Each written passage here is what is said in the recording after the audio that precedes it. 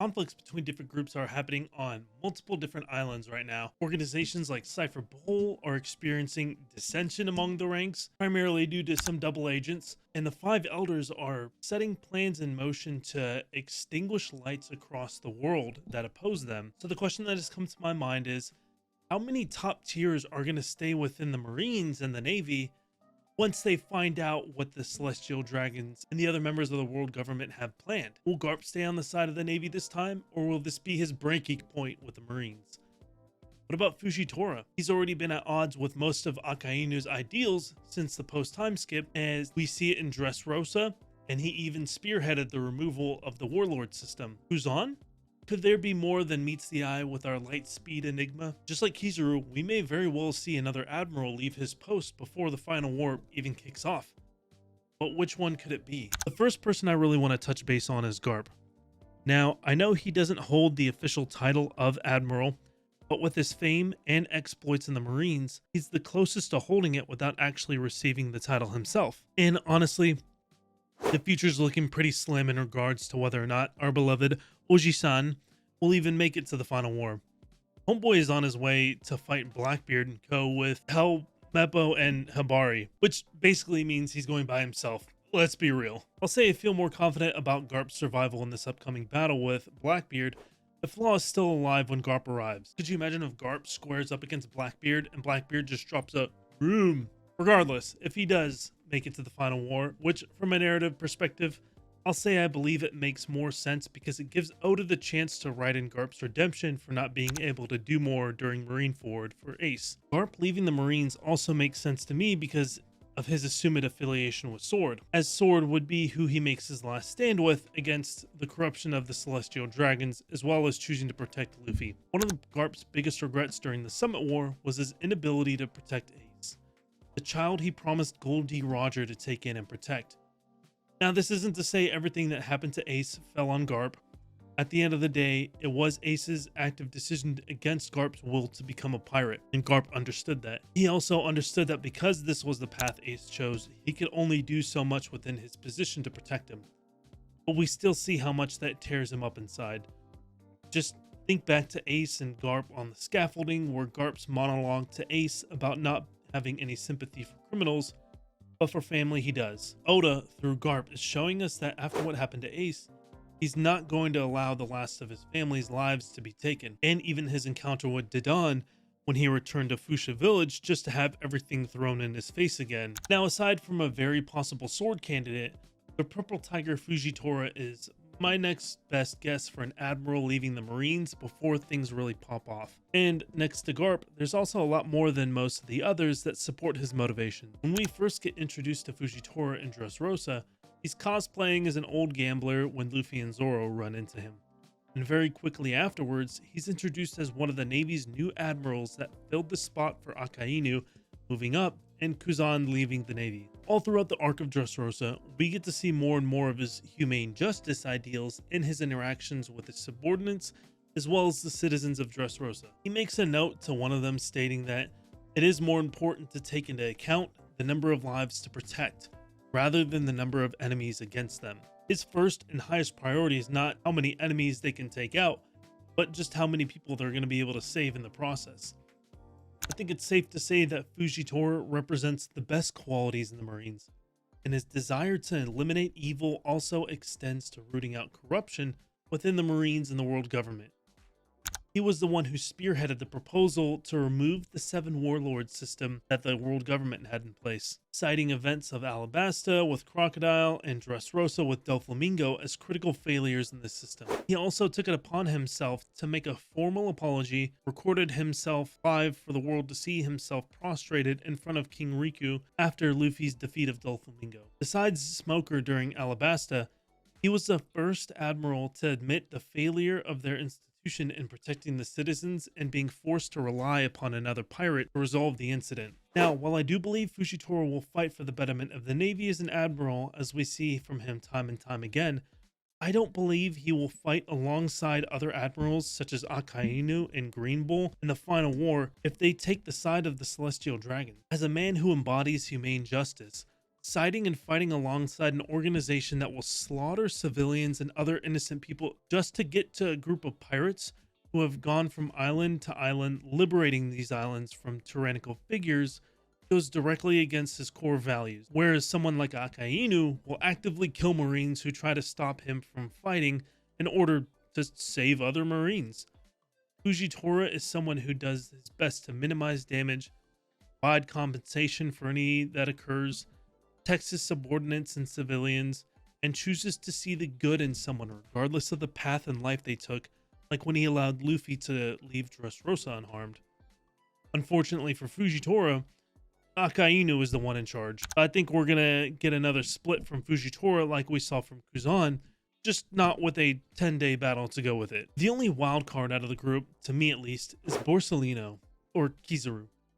Unclear justice is the justice Kizaru has been labeled with, and it's just as unclear what, if any, motivations for leaving the Navy he might have. We've seen him take Arlong in during the Fisher Tiger and Koala flashback. He was also the Admiral who arrived at Sabaody after Luffy punched St. Charlos. And even though he was supposed to be the one cleaning up the pirates around Sabaody, he let just about every supernova escape. He kicked their asses for sure, but none of them were captured. And Rayleigh also kept him at bay while Kuma sent everyone flying into different directions. During the Summit War, he performed his duties as expected alongside the other admirals and keeping Whitebeard and the other pirates at bay.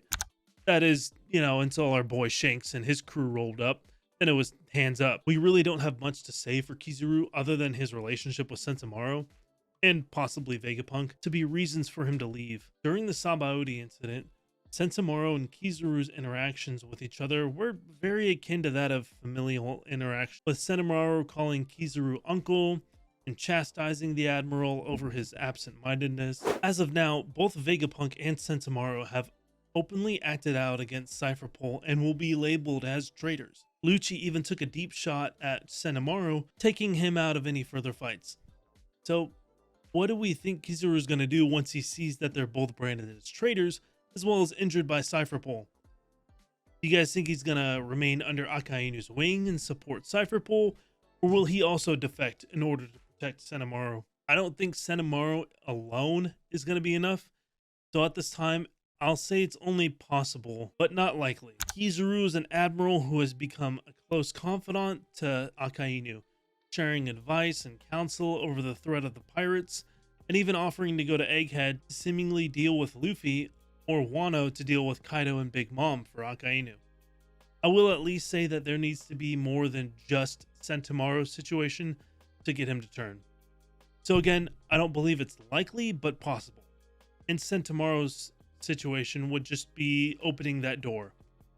But what about the other two now? Let's face it.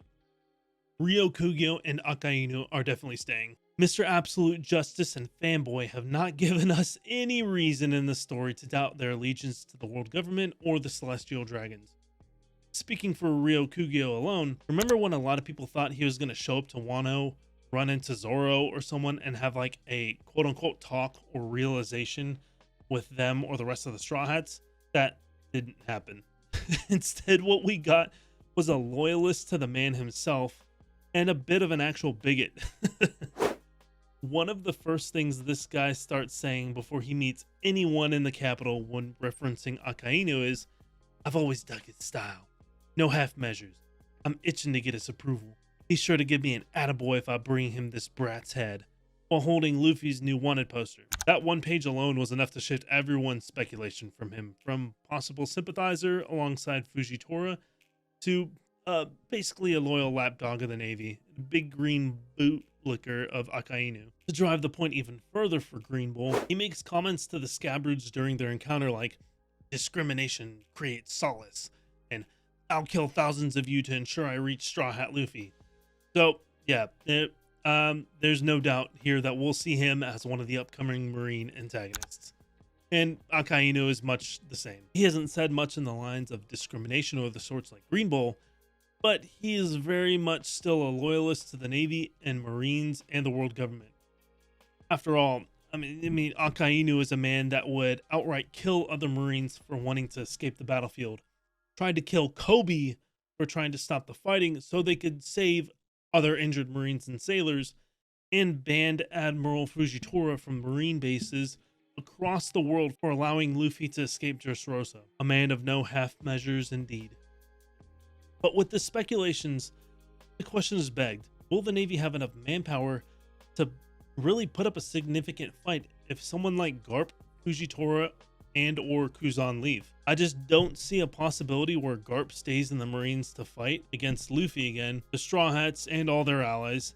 But without Garp and one or two more admirals, the power balance that the Navy holds begins to fall very short to that of the other pirates.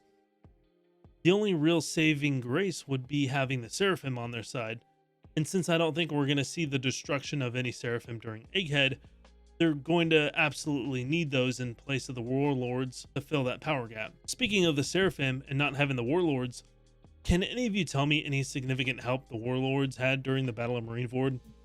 I mean, Boa kept fighting other Marines for Luffy, Mihawk took a swing at Whitebeard, took a few swipes at Luffy, and then just chilled for the most part. Moria got bullied by Jinbei, then attacked by another warlord. Doflamingo did fight against Whitebeard's forces a little bit, but mostly just fucked with Crocodile and Moria. And Crocodile saved Luffy and Ace multiple times. Suffice to say, they weren't really team players or an effective use of manpower for the Marines. With the Seraphim, you have a group that will follow your every order as long as you're in a position of authority to make them.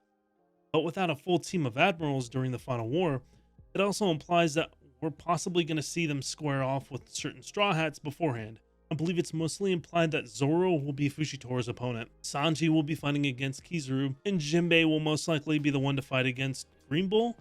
Y'all can leave me your thoughts on that one, because even I'm still not entirely sure of Green Bull's final matchup, but Jinbei seems like the most likely opponent. And of course, Luffy versus Akainu. Luffy will most definitely be going for the top dog and the man who killed his brother Ace. So, with all that, saying that another admiral is going to leave the Marines before the final war seems like a pretty bold statement, even to me. But when you go through each of them and take a deep look into the kind of characters each of them are, in comparison to the direction that the world government is heading to, then we start to get scenarios like what happened with Kuzan. Fujitora and Garp have already been showing such signs on their own ways throughout the story. So what do you guys think? Do you think the Seraphim are going to be enough to make up for an admiral leaving if the opposing forces learn how to fight against them? Who do you think is going to leave next? Leave your thoughts down below and let's talk about it. Make sure to like the video if you enjoyed the topic, subscribe for notifications on upcoming videos, and as for that, I hope you all have a wonderful night.